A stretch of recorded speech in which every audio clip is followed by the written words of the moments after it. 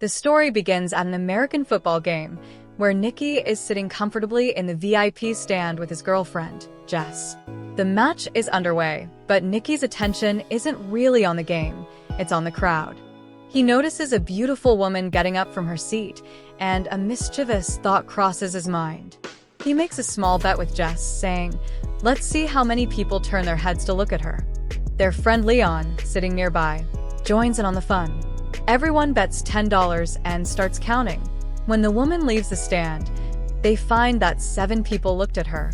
Jess's guess was the closest, so she wins the round. Leon hands over the money right away and suggests another round, this time betting on which player will commit the next foul. Jess backs out, saying she doesn't know much about the game. Nicky, full of confidence, bets $1,000. As soon as the whistle blows, the referee calls a foul exactly as Nicky predicted, and he wins. He pockets the money with a smile. But Leon, getting more excited, raises the stakes, $5,000 this time, and challenges Nicky to guess whether the next play will be a pass or a run. Nicky hesitates, but eventually agrees. Leon bets on a run. Nicky bets on a pass. The whistle blows. The player runs. Nicky loses $5,000. Trying to shake it off, he tells Jess they should stop and go grab a coffee, but Leon keeps pushing. "Come on, man. You're in the VIP lounge. You've got the money. Don't get upset over $5,000. Let's go another round. $10,000 this time." Against his better judgment, Nicky agrees again. The question, will the next pass be successful or not? Nicky says yes, but the opposing team intercepts the ball. Now he's down $15,000. As he reaches for more cash, frustration starts to show. He doubles down again, betting $20,000. Jess is shocked, but Nicky's pride has taken over. His luck, however, continues to spiral downward. He loses again. Jess begs him to stop, but anger blinds him. He throws $50,000 on the table, and Leon mocks him, asking if he even has that kind of money. Nicky silently tosses a bundle of bills onto the table. This time, Nicky bets that the next pass will be intercepted, but it's completed perfectly. He's now lost $100,000. The tension builds as he thinks about his next move. Jess is stunned by his reckless behavior, but Nicky's obsession has taken over completely. He says, "I've got $1 million left. Let's put it all in." Now, the final bet isn't on football, it's on a deck of cards. Leon is thrilled, treating Nicky like a human ATM. He draws first, a 5 of clubs. That means Nicky just has to draw any card higher than 5 to win. The odds are clearly in his favor. Nicky picks up a card and flips it with confidence, but it's a 3. Jess gasps and nearly falls from her seat. What started as a $10 game has now cost Nicky over $1 million. Humiliated and furious, he grabs Jess's hand and starts to leave. Leon mocks him again, saying, "That's what happens when you play with the master." Nicky stops. He turns back and says, "Fine, one last bet, $1 million. But this time, the bet is different." Nicky challenges Leon to pick any player in the stadium through a telescope, and if Nicky can correctly guess that player's jersey number, he wins. Leon laughs, saying, "That's impossible. You can't read minds." It seems like Nicky is setting himself up for another disaster. Leon suspects Nicky might be cheating, so to prove he's playing fair, Nicky says, "Then Jess will make the guess this time." Jess looks at him angrily, not understanding what's going on. "How am I supposed to guess a random number from so many players?" she protests. Leon picks a player through the telescope. Jess looks through it too. Hundreds of players, hundreds of numbers. How could she possibly know which one? Then her eyes fall on a familiar face, their friend Farhad, wearing jersey number 55. Suddenly, she remembers Nicky's words. "Pick the number that feels right to you." She says, 55. Leon's jaw drops. It's correct. They've just won $1 million, recovering everything they lost. As they leave the stadium with 2 large bags full of cash, Nicky explains everything to Jess in the car. It was all part of his plan.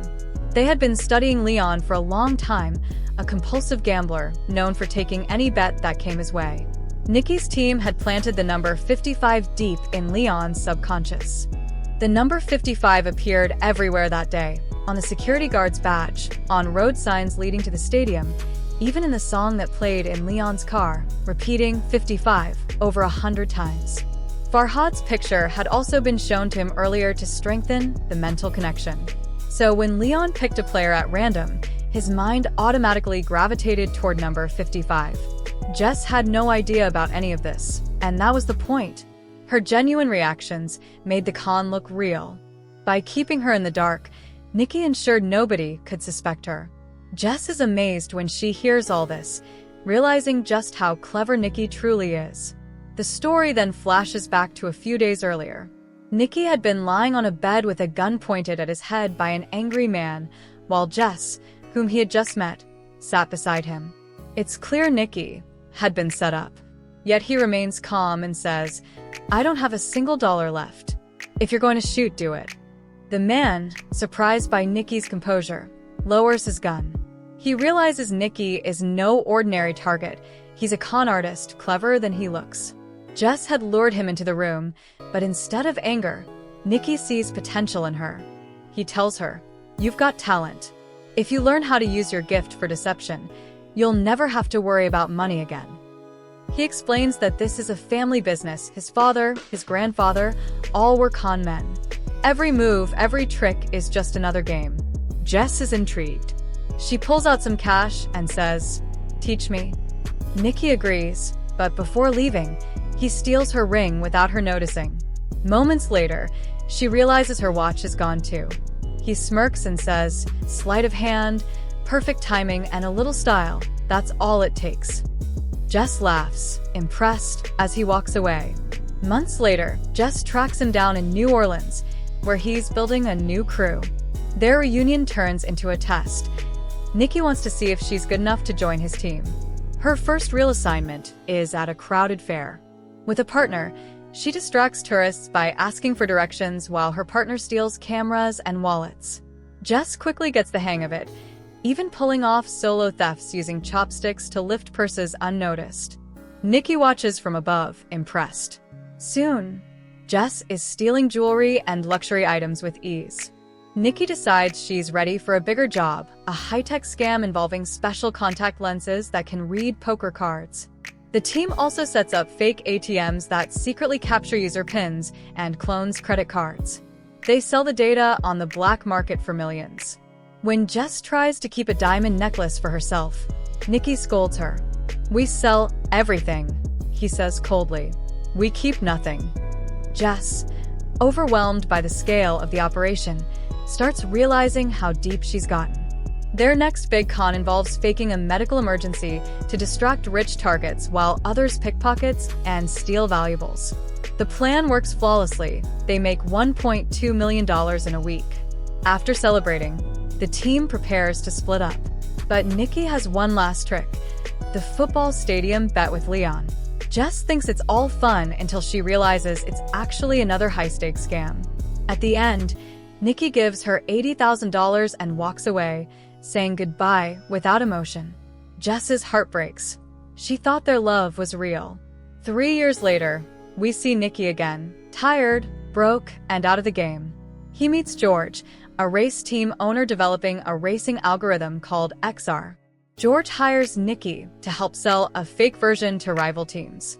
The plan: stage a fake argument, make it look like Nicky has stolen the software, then sell the fake one while George wins with the real one. Nicky's cut, $1 million. At the party that night, Nicky's plan takes a shocking turn. Jess walks in, stunning, confident, and now George's girlfriend. It's the first time Nicky has seen her in 3 years. Jess tells him quietly that George knows nothing about their past and that it should stay that way. But emotions get in the way. The fake fight between Nicky and George becomes real. Still, the argument attracts the rival racing team's attention, exactly as planned. The next day, Nicky meets the rival team and sells them the fake XR software for €3 million. What they don't know is that he's also secretly selling it to every other team. By race day, every competitor has the same system. Meanwhile, Farhad finds Jess and gives her a box. Inside is the necklace she once loved. He tells her Nicky still loves her. She's torn. Her heart says one thing, her mind another.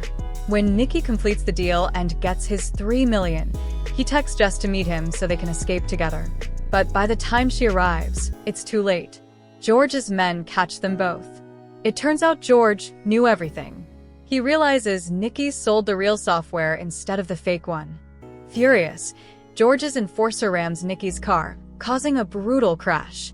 Both Nicky and Jess are captured and tied up in a warehouse, surrounded by the stolen money. George demands to know how Nicky stole his software. When Nicky stays silent, George cuts off Jess's air until Nicky breaks.